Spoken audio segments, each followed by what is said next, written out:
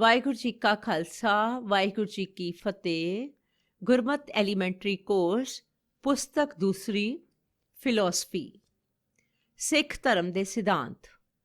ਜਿਸ ਧਰਮ ਦਾ ਮੁੱਢ ਗੁਰੂ ਨਾਨਕ ਸਾਹਿਬ ਜੀ ਨੇ ਬੰਨਿਆ ਅਤੇ ਬਾਕੀ 9 ਗੁਰੂ ਸਾਹਿਬਾਨ ਨੇ ਪ੍ਰਚਾਰਿਆ, ਉਹੀ ਸਿੱਖ ਧਰਮ ਹੈ ਅਤੇ ਇਸ ਧਰਮ ਨੂੰ ਮੰਨਣ ਵਾਲਾ ਹੀ ਸਿੱਖ ਹੈ। ਇਹ ਗੱਲ ਇਉਂ ਵੀ ਕਹੀ ਜਾ ਸਕਦੀ ਹੈ, ਜੋ ਇਸਤਰੀ ਜਾਂ ਪੁਰਸ਼ ਇੱਕ ਅਕਾਲ ਪੁਰਖ 10 ਗੁਰੂ ਸਾਹਿਬਾਨ ਗੁਰੂ ਨਾਨਕ ਸਾਹਿਬ ਜੀ ਤੋਂ ਲੈ ਕੇ ਗੁਰੂ ਗੋਬਿੰਦ ਸਿੰਘ ਜੀ ਤੱਕ, ਗੁਰੂ ਗ੍ਰੰਥ ਸਾਹਿਬ ਜੀ ਅਤੇ 10 ਗੁਰੂ ਸਾਹਿਬਾਨ ਦੀ ਬਾਣੀ ਅਤੇ ਦਸ਼ਮੇਸ਼ ਜੀ ਦੇ ਅੰਮ੍ਰਿਤ ਉੱਤੇ ਨਿਸ਼ਚਾ ਰੱਖਦਾ ਹੈ ਅਤੇ ਕਿਸੇ ਹੋਰ ਧਰਮ ਜਾਂ ਮਤ ਨੂੰ ਨਹੀਂ ਮੰਨਦਾ, ਉਹ ਸਿੱਖ ਹੈ। ਹਰੇਕ ਧਰਮ ਦੀ ਸਿੱਖਿਆ ਤੇ ਸਿਧਾਂਤ ਦੇ 3 ਪੱਖ ਹੁੰਦੇ ਹਨ: ਪਰਮਾਤਮਾ ਬਾਰੇ, ਇਨਸਾਨ ਦੀ ਨਿੱਜੀ ਹਸਤੀ ਬਾਰੇ ਅਤੇ ਸਮਾਜ ਤੇ ਸੰਸਾਰ ਬਾਰੇ। ਨੰਬਰ 1, ਪਰਮਾਤਮਾ ਬਾਰੇ। ਪਰਮਾਤਮਾ ਇੱਕ ਹੈ, ਉਸ ਜਿੱਡਾ ਜਾਂ ਉਸ ਜਿਹਾ ਹੋਰ ਕੋਈ ਨਹੀਂ। ਉਹ ਸਦਾ ਤੋਂ ਕਾਇਮ ਹੈ ਤੇ ਸਦਾ ਹੀ ਕਾਇਮ ਰਹੇਗਾ। ਉਹ ਸੰਸਾਰ ਦਾ ਸਿਰਜਣਹਾਰ ਹੈ। ਉਹ ਨਿਰਭਉ ਤੇ ਨਿਰਵੈਰ ਹੈ। ਉਹ ਸਮੇਂ ਦੇ ਬੰਧਨਾਂ ਤੇ ਅਸਰਾਂ ਤੋਂ ਰਹਿਤ ਹੈ। ਉਹ ਸਦਾ ਜਿਉਂ ਦਾ ਤਿਉਂ ਤੇ ਨਵਾਂ ਨਿਰੋਇਆ ਹੈ। ਉਹ ਜੂਨਾਂ ਵਿੱਚ ਨਹੀਂ ਪੈਂਦਾ ਅਤੇ ਨਾ ਹੀ ਉਹ ਜੰਮਣ ਮਰਨ ਵਿੱਚ ਆਉਂਦਾ ਹੈ। ਇਸ ਕਰਕੇ ਕੋਈ ਜੀਵ ਜਾਂ ਇਨਸਾਨ ਉਸ ਦਾ ਅਵਤਾਰ ਨਹੀਂ ਹੋ ਸਕਦਾ। ਉਹ ਆਪਣੇ ਆਪ ਵਿੱਚ ਸੰਪੂਰਨ ਅਤੇ ਆਪਣੇ ਆਪ ਕਾਇਮ ਹੈ। ਸੱਚੇ ਗੁਰੂ ਦੀ ਮਿਹਰ ਪ੍ਰਾਪਤ ਕਰਕੇ ਇਨਸਾਨ ਉਸ ਨਾਲ ਮੇਲ ਕਰ ਸਕਦਾ ਹੈ। ਪਰਮਾਤਮਾ ਆਪਣੀ ਰਚਨਾ ਵਿੱਚ ਵਿਆਪਕ ਹੈ ਅਤੇ ਵੱਖਰਾ ਅਲੇਪ ਵੀ ਹੈ। ਉਹ ਸਰਵ ਵਿਆਪਕ, ਸਰਵ ਗਿਆਤਾ ਅਤੇ ਸਰਵ ਸ਼ਕਤੀਮਾਨ ਹੈ। ਉਹ ਹਾਜ਼ਰਾ ਹਜ਼ੂਰ ਅਤੇ ਜ਼ਾਹਰਾ ਜ਼ਹੂਰ ਹੈ। ਉਹ ਇਨਸਾਨ ਦੇ ਹਰ ਖਿਆਲ ਤੇ ਫੁਰਨੇ ਅਤੇ ਹਰੇਕ ਗੁੱਝੇ ਤੋਂ ਗੁੱਝਾ ਕੰਮ ਜਾਣਦਾ ਤੇ ਵੇਖਦਾ ਹੈ।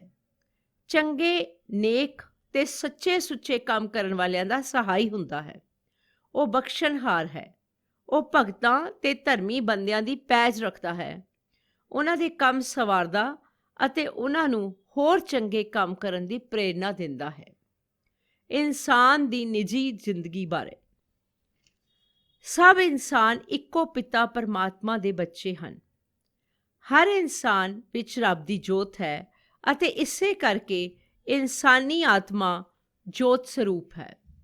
ਹਰੇਕ ਇਨਸਾਨ ਦੇ ਮਨ ਵਿੱਚ ਪਰਮਾਤਮਾ ਦਾ ਵਾਸ ਹੈ, ਪਰ ਜੀਵ ਤੇ ਪਰਮਾਤਮਾ ਵਿਚਕਾਰ ਹਉਮੈ ਦਾ ਪਰਦਾ ਜਾਂ ਕੰਧ ਹੈ, ਜਿਸ ਕਰਕੇ ਇਨਸਾਨ ਆਪਣੇ ਅੰਦਰ ਵਸ ਰਹੇ ਪਰਮਾਤਮਾ ਨੂੰ ਨਹੀਂ ਜਾਣ ਸਕਦਾ।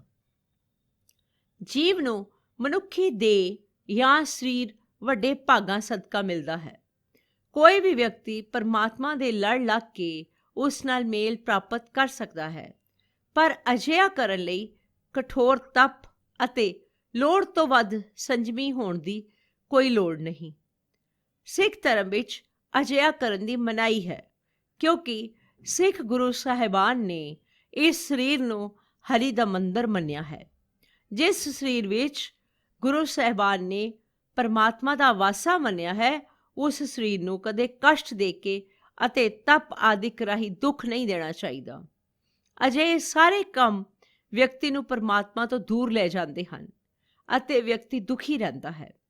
ਹਰ ਇੱਕ ਵਿਅਕਤੀ ਨੇ ਪਰਮਾਤਮਾ ਨਾਲ ਜੁੜਨਾ ਹੈ ਅਤੇ ਇਹ ਤਾਂ ਹੀ ਸੰਭਵ ਹੋ ਸਕਦਾ ਹੈ ਜੇਕਰ ਮਨੁੱਖ ਗੁਰੂ ਸਾਹਿਬਾਨ ਦੇ ਸੰਜਮ ਅਤੇ ਸਹਿਜ ਦੇ ਰਾਹ ਤੇ ਚੱਲਦਾ ਹੈ।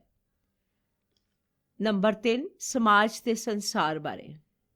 ਸਭ ਸੰਸਾਰ ਜੋ ਦਿਖਾਈ ਦੇ ਰਿਹਾ ਹੈ, ਇਹ ਹਰੀ ਦਾ ਰੂਪ ਹੈ।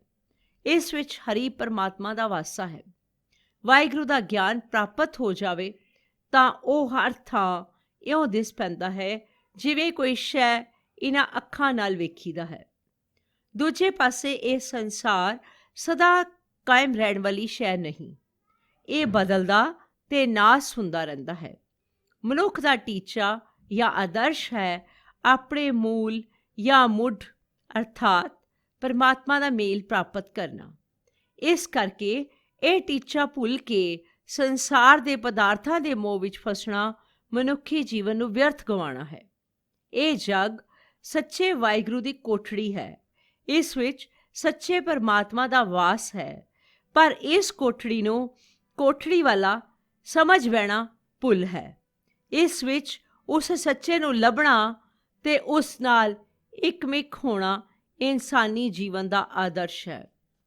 ਜਿਸ ਟੱਬਰ ਤੇ ਸਮਾਜ ਵਿੱਚ ਇਨਸਾਨ ਜੰਮਦਾ ਹੈ, ਉਸ ਨਾਲ ਸੰਬੰਧ ਪਰਮਾਤਮਾ ਦੀ ਰਜ਼ਾ ਕਰਕੇ ਹੋਇਆ ਹੈ। ਇਹਨਾਂ ਸੰਬੰਧੀ ਫਰਜ਼ ਪੂਰੇ ਕਰਨੇ ਇਨਸਾਨ ਲਈ ਜ਼ਰੂਰੀ ਹਨ, ਕਿਉਂਕਿ ਪਰਮਾਤਮਾ ਸਭ ਜੀਵਾਂ ਵਿੱਚ ਵਸਦਾ ਹੈ। ਇਸ ਕਰਕੇ ਜੀਵਾਂ ਦੀ ਟਹਿਲ ਸੇਵਾ ਕਰਨੀ ਪਰਮਾਤਮਾ ਦੀ ਟਹਿਲ ਸੇਵਾ ਕਰਨ ਦੇ ਬਰਾਬਰ ਹੈ। ਪਰਮਾਤਮਾ ਨਾਲ ਪਿਆਰ ਕਰਨ ਦਾ ਢੰਗ ਹੀ ਇਹ ਹੈ ਕਿ ਪਰਮਾਤਮਾ ਦੇ ਸਾਰੇ ਜੀਵਾਂ ਨਾਲ ਪਿਆਰ ਕੀਤਾ ਜਾਵੇ। ਜੇ ਇਨਸਾਨ ਪਰਮਾਤਮਾ ਨੂੰ ਹਰ ਥਾਂ ਹਾਜ਼ਰ ਨਾਜ਼ਰ ਸਮਝੇ ਤਾਂ ਉਹ ਕਿਸੇ ਨਾਲ ਬੁਰਾ ਨਹੀਂ ਕਮਾਵੇਗਾ ਅਤੇ ਕੋਈ ਪਾਪ ਜਾਂ ਕੁਕਰਮ ਨਹੀਂ ਕਰੇਗਾ।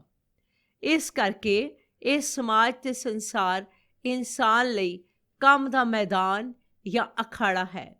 ਇਸ ਵਿੱਚ ਘਾਲਾ ਘਾਲ ਕੇ ਸੇਵਾ ਕਮਾਈ ਤੇ ਪੁੰਨ ਭਲਾਈ ਕਰਦੇ ਹੋਏ ਫਰਜ਼ਾਂ ਦੀ ਪਾਲਣਾ ਰਾਹੀਂ ਜੀਵ ਆਤਮਾ ਪਰਮਾਤਮਾ ਜਾਂ ਵਾਹਿਗੁਰੂ ਨਾਲ ਮੇਲ ਪ੍ਰਾਪਤ ਕਰ ਸਕਦੀ ਹੈ। ਪਰ ਜੀਵ ਕਮਜ਼ੋਰ ਹੈ, ਉਹ ਸੌਖਾ ਹੀ ਕੁਰਾਹੇ ਪੈ ਸਕਦਾ ਹੈ। ਸੰਸਾਰ ਦੇ ਗੋਰਖ ਧੰਦੇ ਜਾਂ ਭੁੱਲ ਭੁਲਾਈਆਂ ਵਾਲੀ ਖੇਡ ਵਿੱਚ ਪੈ ਕੇ ਇਨਸਾਨ ਆਪਣੇ ਜੀਵਨ ਪੰਥ ਦਾ ਨਿਸ਼ਾਨਾ ਜਾਂ ਮੰਜ਼ਿਲ ਭੁੱਲ ਜਾਂਦਾ ਹੈ। ਰਾਹ ਵਿੱਚ ਹੀ ਖੇਡਾਂ ਵਿੱਚ ਲੱਗ ਕੇ ਹੋਰ ਦੇ ਹੋਰ ਪਾਸੇ ਹੀ ਵਹਿ ਤੁਰਦਾ ਹੈ।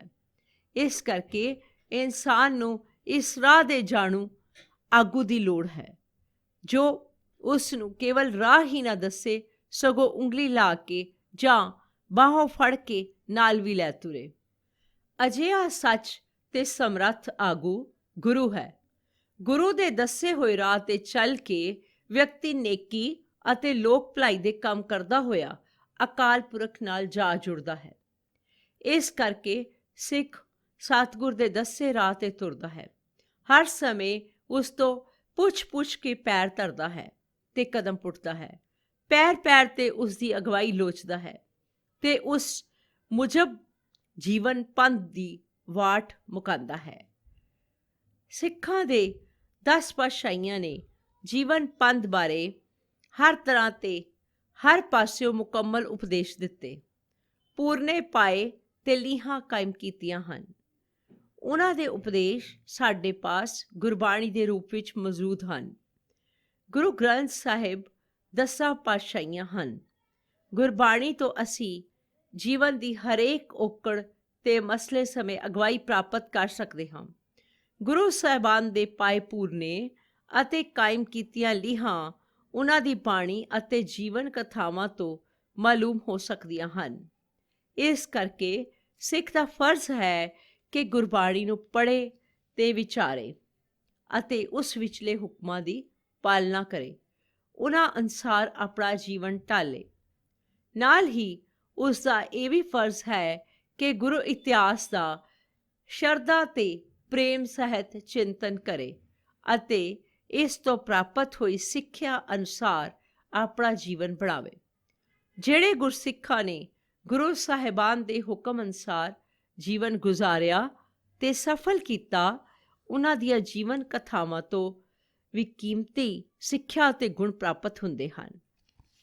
ਗੁਰੂ ਸਾਹਿਬ ਜੀ ਦਾ ਕਥਨ ਹੈ, ਬਾਬਾਣੀਆਂ ਕਹਾਣੀਆਂ ਪੁੱਤ ਸਪੁੱਤ ਕਰੇਨ, ਪੰਨਾ 951। ਵੱਡੇ ਵਡੇਰੇ ਮਹਾਂਪੁਰਸ਼ਾਂ ਦੀਆਂ ਜੀਵਨ ਸਾਖੀਆਂ ਵਾਚਣ ਕਰਕੇ ਪੁੱਤ ਸਪੁੱਤ ਜਾਂ ਚੰਗੇ ਪੁੱਤ ਬਣ ਜਾਂਦੇ ਹਨ। ਗੁਰਬਾਣੀ ਤੇ ਗੁਰ ਇਤਿਹਾਸ ਦੇ ਪਾਠ ਵਿਚਾਰ ਤੋਂ ਛੂਟ ਜੀਵਨ ਵਿੱਚ ਸਫਲਤਾ ਲਈ ਇਹ ਵੀ ਜ਼ਰੂਰੀ ਹੈ ਕਿ ਮਨੁੱਖ ਹਰ ਸਮੇਂ ਪਰਮਾਤਮਾ ਨੂੰ ਯਾਦ ਰੱਖੇ ਅਤੇ ਹਰ ਔਕੜ ਸਮੇਂ ਸਹਾਇਤਾ ਲਈ ਅਰਦਾਸ ਕਰੇ, ਤਾਂ ਜੋ ਉਸ ਦਾ ਮਨੋਬਲ ਬਣਿਆ ਰਹੇ। ਜੇ ਉਹ ਅਜਿਹਾ ਕਰਦਾ ਰਹੇਗਾ ਤਾਂ ਉਹ ਕਦੇ ਕੁਰਾਹੇ ਨਹੀਂ ਪਵੇਗਾ, ਕੁਕਰਮ ਨਹੀਂ ਕਮਾਵੇਗਾ। ਹਰ ਵੇਲੇ ਯਾਦ ਰੱਖਣ ਤੇ ਯਾਦ ਕਰਨ ਦਾ ਦੂਜਾ ਨਾਂ ਸਿਮਰਨ ਹੈ। ਇਸ ਕਰਕੇ ਸਿਮਰਨ ਸਿੱਖੀ ਜੀਵਨ ਦਾ ਜ਼ਰੂਰੀ ਅੰਗ ਹੈ। ਸੰਖੇਪ ਤੌਰ ਤੇ ਸਿੱਖੀ ਇਹ ਦੱਸਦੀ ਅਤੇ ਮੰਗ ਕਰਦੀ ਹੈ ਕਿ ਹਰ ਇਨਸਾਨ ਕਿਰਤ ਕਰੇ, ਨਾਮ ਜਪੇ ਅਤੇ ਵੰਡ ਕੇ ਛਕੇ। ਵਾਹਿਗੁਰੂ ਜੀ ਕਾ ਖਾਲਸਾ, ਵਾਹਿਗੁਰੂ ਜੀ ਕੀ ਫਤਿਹ। ਸਿੱਖ ਧਰਮ ਦੀ ਵਿਸ਼ੇਸ਼ਤਾ।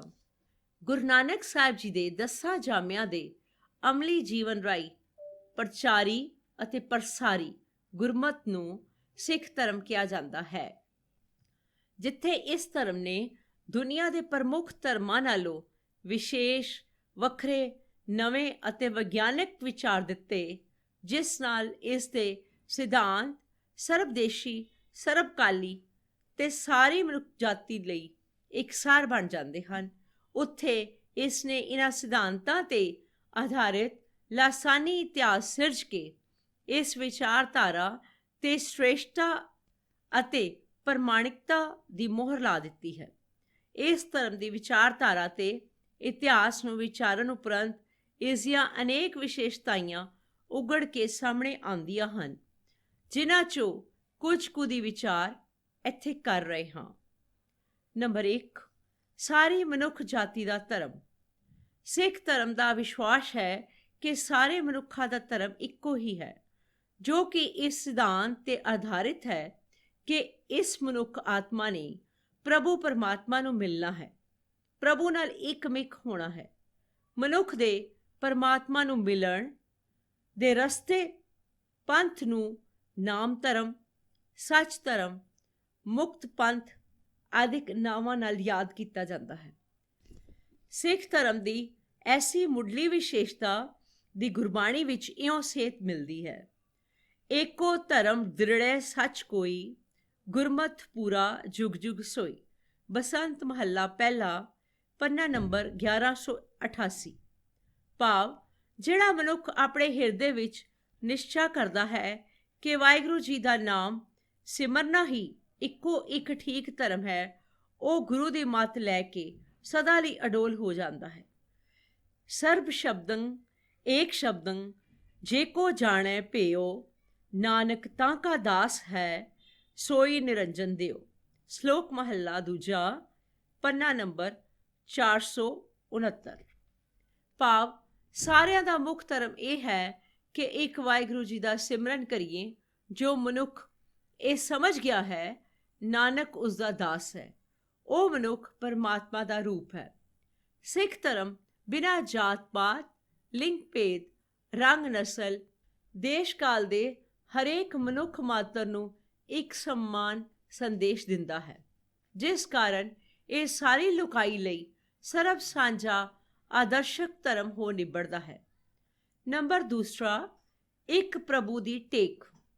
ਇੱਕ ਪ੍ਰਭੂ ਦੀ ਬੰਦਗੀ, ਸਿਫਤ ਸਲਾਹ ਕਰਨੀ, ਨਾਮ ਜਪਣਾ, ਇੱਕ ਪ੍ਰਭੂ ਤੇ ਟੇਕ ਸਿੱਖ ਧਰਮ ਦਾ ਮੁੱਖ ਮਨੋਰਥ ਹੈ।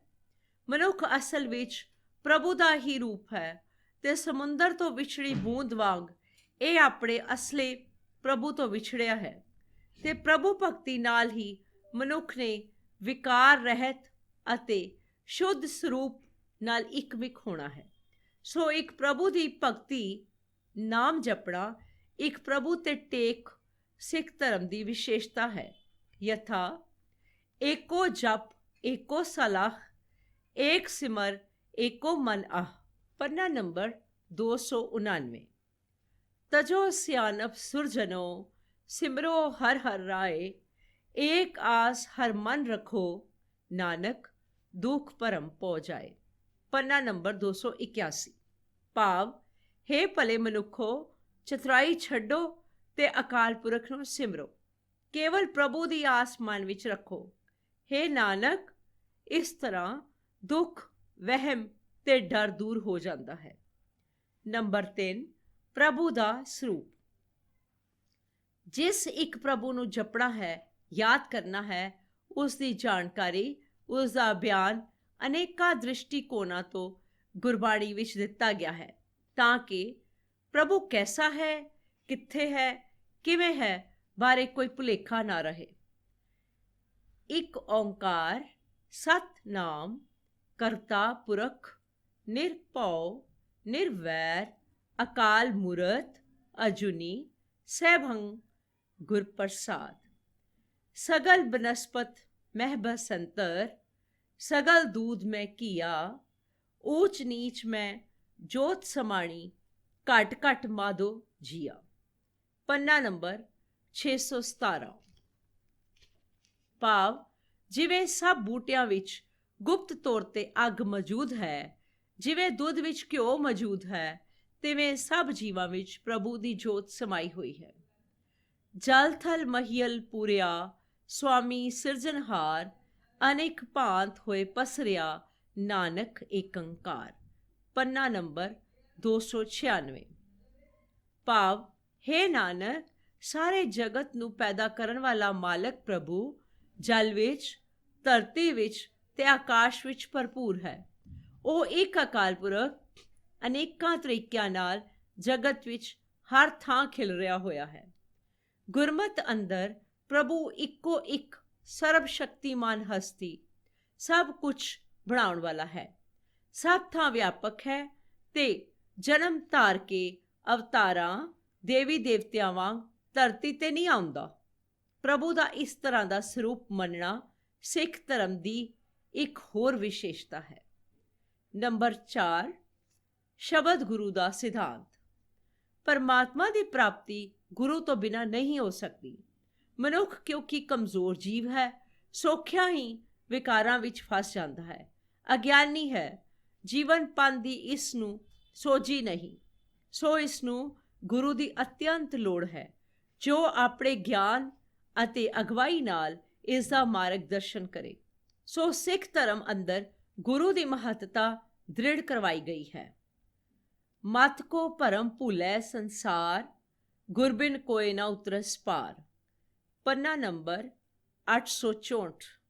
ਭਾਵ ਕਿਸੇ ਵੀ ਵਿਅਕਤੀ ਨੂੰ ਸੰਸਾਰ ਅੰਦਰ ਇਹ ਭੁਲੇਖਾ ਨਾ ਪੈ ਜਾਵੇ ਕਿ ਗੁਰੂ ਤੋਂ ਬਗੈਰ ਸੰਸਾਰ ਸਾਗਰ ਤਰਿਆ ਜਾ ਸਕਦਾ ਹੈ। ਗੁਰੂ ਦੇਹ ਨੂੰ ਨਹੀਂ, ਗਿਆਨ ਨੂੰ ਮੰਨਿਆ ਗਿਆ ਹੈ। ਸੱਚਾ ਗਿਆਨ ਸੱਚੇ ਪ੍ਰਭੂ ਦਾ ਹੀ ਦੂਜਾ ਰੂਪ ਹੈ। ਇਹ ਪ੍ਰਭੂ ਦਾ ਗਿਆਨ ਗੁਰੂ ਸਾਹਿਬਾਂ ਭਗਤਾਂ ਦੇ ਹਿਰਦੇ ਵਿੱਚ ਪ੍ਰਗਟ ਹੋਇਆ ਤੇ ਉਸ ਦੀ ਹੋਂਦ ਗੁਰਬਾਣੀ ਦੇ ਰੂਪ ਵਿੱਚ, ਗੁਰੂ ਗ੍ਰੰਥ ਸਾਹਿਬ ਜੀ ਦੇ ਰੂਪ ਵਿੱਚ ਸਦੀਵ ਕਾਲ ਲਈ ਸਥਾਪਿਤ ਕਰ ਦਿੱਤੀ ਗਈ ਹੈ। ਇਸ ਵਿਸ਼ੇਸ਼ਤਾਈ ਦੀ ਪ੍ਰੋੜਤਾ ਗੁਰੂ ਸਾਹਿਬਾਂ ਦੇ ਬਚਨਾਂ ਵਿੱਚ ਇੰਝ ਪ੍ਰਤੀਤ ਹੁੰਦੀ ਹੈ। ਸ਼ਬਦ ਗੁਰੂ ਸੁਰਤ ਧੁਨ ਚੇਲਾ। ਪੰਨਾ ਨੰਬਰ 943। ਭਾਵ ਸ਼ਬਦ ਮੇਰਾ ਗੁਰੂ ਹੈ, ਮੇਰੀ ਸੁਰਤ ਦਾ ਟਿਕਾਓ ਭਾਵ ਧਿਆਨ ਉਸ ਗੁਰੂ ਦਾ ਸਿੱਖ ਹੈ। ਸ਼ਬਦ ਗੁਰ ਪੀਰਾ ਗਹਿਰ ਗੰਭੀਰਾ, ਬਿਨ ਸ਼ਬਦੈ ਜਗ ਬੌਰਨ। ਪੰਨਾ ਨੰਬਰ 635। ਭਾਵ ਗੁਰੂ ਦੇ ਸ਼ਬਦ ਨੂੰ ਹਿਰਦੇ ਵਿੱਚ ਟਿਕਾ ਕੇ ਡੂੰਘੇ ਜਿਗਰੇ ਵਾਲਾ ਬਣ ਜਾਈਦਾ ਹੈ। ਗੁਰੂ ਦੇ ਸ਼ਬਦ ਤੋਂ ਖੁੰਝ ਕੇ ਜਗਤ ਕਮਲਾ ਹੋਇਆ ਫਿਰਦਾ ਹੈ। ਬਾਣੀ ਗੁਰੂ, ਗੁਰੂ ਹੈ ਬਾਣੀ, ਵਿੱਚ ਬਾਣੀ ਅੰਮ੍ਰਿਤ ਸਾਰੇ। ਪੰਨਾ ਨੰਬਰ 982। ਭਾਵ ਬਾਣੀ ਹੀ ਗੁਰੂ ਹੈ, ਗੁਰੂ ਬਾਣੀ ਵਿੱਚ ਮੌਜੂਦ ਹੈ ਅਤੇ ਸਿੱਖ ਬਾਣੀ ਵਿੱਚੋਂ ਮਿਲਦੇ ਉੱਤਮ ਜੀਵਨ ਜਾਚ ਰੂਪੀ ਅੰਮ੍ਰਿਤ ਨੂੰ ਹਿਰਦੇ ਵਿੱਚ ਸਾਂਭ ਕੇ ਰੱਖਦਾ ਹੈ। ਸੰਗਤ ਦੀ ਮਹੱਤਤਾ। ਵਾਹਿਗੁਰੂ ਦੀ ਪ੍ਰਾਪਤੀ ਲਈ, ਨਾਮ ਬਾਣੀ ਦੇ ਅਭਿਆਸ ਲਈ ਆਮ ਮਨੁੱਖ ਨੂੰ ਜਿੱਥੇ ਸਤ ਸੰਗਤ ਦੀ ਲੋੜ ਹੈ, ਉੱਥੇ ਸਮੂਹਿਕ ਤੌਰ ਤੇ ਚੰਗੀ ਸੰਗਤ ਦੇ ਪ੍ਰਭਾਵ ਨਾਲ ਭੈੜੇ ਤੋਂ ਭੈੜੇ ਮਨੁੱਖ ਵੀ ਨੇਕ ਇਨਸਾਨ ਬਣ ਜਾਂਦੇ ਹਨ। ਐਸੀ ਗੁਰਮਤਿ ਦੇ ਪ੍ਰਭਾਵਾਂ ਵਾਲੀ ਸੰਗਤ ਦੀ ਸਥਾਪਨਾ ਪਹਿਲੀ ਪਾਤਸ਼ਾਹੀ ਗੁਰੂ ਨਾਨਕ ਸਾਹਿਬ ਜੀ ਤੋਂ ਹੀ ਅਮਲੀ ਤੌਰ ਤੇ ਕੀਤੀ ਗਈ। ਮਨੁੱਖ ਦੀ ਘਾੜਤ ਘੜਨ ਲਈ ਸੰਗਤ ਦੀ ਵੱਡੀ ਭੂਮਿਕਾ ਹੈ। ਐਸੇ ਵਿਸ਼ੇਸ਼ ਨੁਕਤੇ ਨੂੰ ਗੁਰਬਾਣੀ ਵਿੱਚ ਇੰਝ ਦ੍ਰਿੜ ਕਰਵਾਇਆ ਗਿਆ ਹੈ। ਸਤ ਸੰਗਤ ਸਤਗੁਰ ਚਟਸਾਲ ਹੈ, ਜਿਤ ਹਰ ਗੁਰ ਸਿੱਖਾ। ਪੰਨਾ ਨੰਬਰ 1316। ਭਾਵ ਸਾਧ ਸੰਗਤ ਸਤਗੁਰ ਦੀ ਪਾਠਸ਼ਾਲਾ ਹੈ, ਜਿਸ ਵਿੱਚ ਪਰਮਾਤਮਾ ਦੇ ਗੁਣ ਸਿੱਖੇ ਜਾਂਦੇ ਹਨ। ਵਿੱਚ ਸੰਗਤ ਹਰ ਪ੍ਰਭ ਵਸੈ ਜੀਓ। ਪੰਨਾ ਨੰਬਰ 94। ਧੰਨ ਧੰਨ ਸਤ ਸੰਗਤ, ਜਿਤ ਹਰ ਰਸ ਪਾਇਆ, ਮਿਲ ਜਾ ਨਾਨਕ ਨਾਮ ਪ੍ਰਗਾਸ। ਪੰਨਾ ਨੰਬਰ 10। ਭਾਵ ਉਹਨਾਂ ਗੁਰਮੁਖਾਂ ਦੀ ਸੰਗਤ ਧੰਨ ਹੈ, ਜਿਨ੍ਹਾਂ ਦੀ ਸੰਗਤ ਕਰਕੇ ਪਰਮਾਤਮਾ ਨਾਲ ਪਿਆਰ ਪੈਦਾ ਹੁੰਦਾ ਹੈ ਅਤੇ ਹੁਕਮ ਵਿੱਚ ਤੁਰਨ ਦੀ ਸੋਝੀ ਮਿਲਦੀ ਹੈ। ਨੰਬਰ 5, ਕੀਰਤਨ ਰਾਹੀਂ ਪ੍ਰਭੂ ਦੀ ਭਗਤੀ। ਸਤ ਸੰਗਤ ਵਿੱਚ ਮਿਲ ਕੇ ਪ੍ਰਭੂ ਦੀ ਉਸਤਤ, ਪ੍ਰਭੂ ਦੀ ਸਿਫਤ ਸਲਾਹ, ਉਸ ਦੀ ਵਡਿਆਈ ਗੁਰਬਾਣੀ ਰਾਹੀਂ ਗਾ ਕੇ ਕਰਨੀ ਸਿੱਖ ਧਰਮ ਦੀ ਇੱਕ ਹੋਰ ਵਿਸ਼ੇਸ਼ ਦੇਣ ਹੈ। ਗੁਰੂ ਨਾਨਕ ਸਾਹਿਬ ਜੀ ਨੇ ਕੀਰਤਨ ਰਾਹੀਂ ਪ੍ਰਭੂ ਭਗਤੀ ਦੀ ਵਿਸ਼ੇਸ਼ ਲੀਹ ਤੋਰੀ ਅਤੇ ਬਾਕੀ ਗੁਰੂ ਵੀ ਰਾਗਾਂ ਦੁਆਰਾ ਪ੍ਰਭੂ ਦੀ ਕੀਰਤੀ ਕਰਦੇ ਰਹੇ ਤੇ ਹੁਣ ਤੱਕ ਵੀ ਸਿੱਖ ਧਰਮ ਅੰਦਰ ਇਹ ਪਰੰਪਰਾ ਬਾਦਸਤੂਰ ਕਾਇਮ ਹੈ। ਬੰਦਗੀ ਕਰਨ ਦੇ ਇਸ ਮੁੱਖ ਕਰਮ ਦੀ ਸੇਧ ਗੁਰਬਾਣੀ ਵਿੱਚ ਇਉਂ ਮਿਲਦੀ ਹੈ। ਕੀਰਤ ਪ੍ਰਭ ਕੀ ਗਾਓ ਮੇਰੀ ਰਸਨਾ, ਪੰਨਾ ਨੰਬਰ 1298। ਹਰ ਕੀਰਤ ਸਾਧ ਸੰਗਤ ਹੈ, ਸਿਰ ਕਰਮਨ ਕੈ ਕਰਮਾ, ਪੰਨਾ ਨੰਬਰ 642। ਭਾਵ, ਹੇ ਮੇਰੀ ਰਸਨਾ, ਪ੍ਰਭੂ ਦੀ ਸਿਫਤ ਸਲਾਹ ਕਰਿਆ ਕਰ, ਕਿਉਂਕਿ ਇਹ ਜੀਵਨ ਦਾ ਸਭ ਤੋਂ ਉੱਤਮ ਕੰਮ ਅਤੇ ਮਨੋਰਥ ਹੈ। ਨੰਬਰ 6, ਗ੍ਰਸਤ ਮਾਰਗ। ਪ੍ਰਭੂ ਭਗਤੀ ਲਈ ਮਨੁੱਖ ਨੇ ਸੰਸਾਰ ਤਿਆਗਣਾ ਨਹੀਂ, ਬਲਕਿ ਸੰਸਾਰ ਵਿੱਚ ਕਾਰ ਵਿਹਾਰ ਕਰਦਿਆਂ ਗ੍ਰਸਤ ਦੇ ਫਰਜ਼ ਤੇ ਜ਼ਿੰਮੇਵਾਰੀਆਂ ਪੂਰਨ ਕਰਦਿਆਂ ਜੀਵਨ ਬਤੀਤ ਕਰਨਾ ਹੈ। ਸਿੱਖ ਧਰਮ ਸੰਸਾਰ ਤਿਆਗਣ ਦੀ ਪ੍ਰੇਰਨਾ ਨਹੀਂ ਦਿੰਦਾ, ਦੁੱਖਾਂ ਤੋਂ ਡਰ ਕੇ ਸੰਸਾਰ ਤਿਆਗਣ ਲਈ ਨਹੀਂ ਕਹਿੰਦਾ, ਬਲਕਿ ਸੰਸਾਰ ਵਿੱਚ ਸੰਘਰਸ਼ਸ਼ੀਲ ਰਹਿ ਕੇ ਕਿਰਤ ਕਰਕੇ ਪਰਿਵਾਰ ਦੀ ਪਾਲਣਾ ਅਤੇ ਲੋੜਵੰਦਾਂ ਦੀ ਸੇਵਾ ਕਰਨ ਦੀ ਅਗਵਾਈ ਦਿੰਦਾ ਹੈ, ਜਿਸ ਨੂੰ ਅਸੀਂ ਪ੍ਰਵਿਰਤੀ ਮਾਰਗ ਕਹਿੰਦੇ ਹਾਂ। ਇਹ ਗ੍ਰਸਤ ਮਾਰਗ ਪ੍ਰਵਿਰਤੀ ਮਾਰਗ ਗੁਰਮਤ ਦੀ ਵਿਸ਼ੇਸ਼ਤਾ ਹੈ।